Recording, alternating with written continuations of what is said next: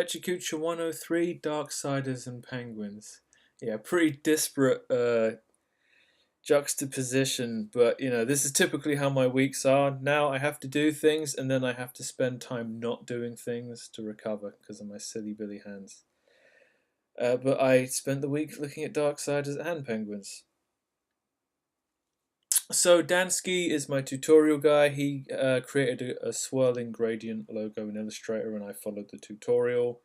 And I made mine. It's probably the hardest tutorial I've done in the sense that I did it, and this is mine. And I just picked a different color. I picked a few different colors, and then I picked something that's kind of maybe makes sense in the color wheel scheme of things. But the thinking that goes into getting to this step is so alien to me because the swirls are created using Illustrator specific techniques that aren't kind of applicable. That I actually made little thumbnails of the steps, even though I could just go back to the video. I'm like, I need to put data in this file, so because it's an incredible amount of like copying and pasting and transforming and rotating. That it's not like a logical thought process. It's interesting, but where does it go? So another tutorial I looked at was using the golden ratio, which Stansky didn't explain, to create proportionate circles and then using those proportionate circles to create a shape. And he created a little Twitter bird, and I created the eponymous penguin of the week. So this is the grid he created. So by putting circles in squares and then like scaling them up in this very particular way, he ends up with a set of circles that if you don't change the scales, they somehow are relative. They are somehow representative of the golden ratio. So I used those circles to create shapes, and from those shapes I created a penguin. It took me a few attempts, and I probably should have spent more time making the penguin more dynamic before I went on to adding like font and stuff. But graphic design is about messing around with fonts and colors more than all the other stuff. So the superfluous stuff, I always need to look at reference. Things like borders aren't the kind of design elements I've ever considered to be even remotely relevant to what I do. So I just kind of have to follow in the footsteps of other people.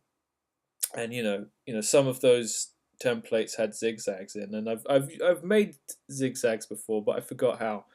The best thing about learning online is you learn stuff so fast that you forget it, but you can always go back and find another tutorial that will teach you the same thing. So at this point, I'm just messing around with the fonts.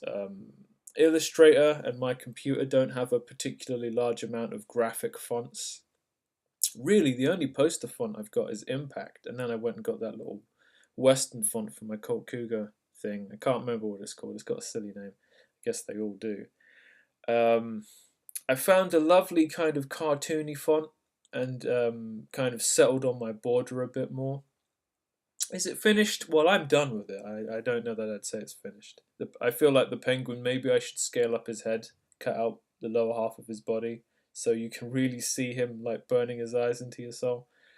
Yeah, so I finished Transmetropolitan. I started reading it again a few weeks ago, and I finished it this week. It's my favorite comic book series ever. Still, let's hear it for Spider Jerusalem and quote unquote journalism. Yes, he does use. Well, no, he doesn't use baseball bats. Usually, he's kicking people in the dick. So yeah, Darksiders. I was watching Darksiders 1 and Darksiders 2, the movie. Darksiders, I feel, is one of those overlooked games. It's not super good, but like it had a lot of good elements. It kind of played like a Zelda game, it had interesting enough lore. Darksiders 2, not so much. It's because it's kind of like a prequel. Like Darksiders 1 ends on this like really big kind of cliffhanger, and Darksiders 2 ends on the same cliffhanger because both games happen at the same time, and it feels like a kick in the bleep. But I like the character design of Darksiders an awful lot, and I know that is very much because I know who the guy is who did the art directing. It's Joe Madureira. I can never pronounce his name right, but he's like a famous comic book artist from the 90s.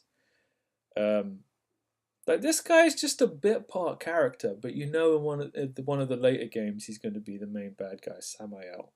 Obviously, from the Satan school of demons, with his upside down wings and his horn claw beard or whatever. But cool stuff. So Vigil Games, these are the developers. Founded in 2005. Joe Madureira, that's the guy I'm talking about. I rarely look into video game production companies, but they all seem to have such troubled pasts and troubled futures. It's interesting. But yeah, I mean, with concept art like this, it's kind of funny that this game's kind of fell by the wayside. But then, since it was made by THQ, I suppose it's not that surprising. I don't know if THQ has a legacy of anything, and they probably made the best wrestling games ever. No Mercy and all of those, or at least they published them. Yeah, I mean, see, this is Joe Mad where he lives, right? So when you've got concept art like this backing you up, I mean, this is the main character from the second game. He doesn't look this cool in the game.